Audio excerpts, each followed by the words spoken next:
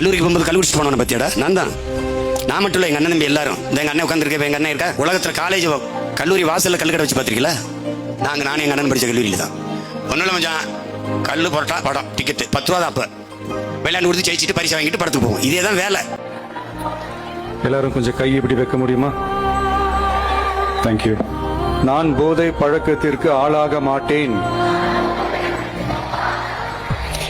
மேலும் எனது குடும்பத்தினரையும் நண்பர்களையும் போதை பழக்கத்திற்கு ஆளாகாமல் தடுத்து கல்லு போட்டா படம் டிக்கெட்டு 10 ரூபா தான். அப்ப அவர்களுக்கு அறிவுரைகள் வழங்குவேன்.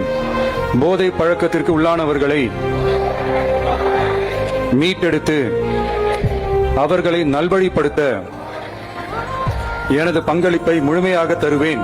போதைப் பொருட்களை தமிழ்நாட்டில் வேரறுக்க அரசுக்கு துணை நிற்பேன்.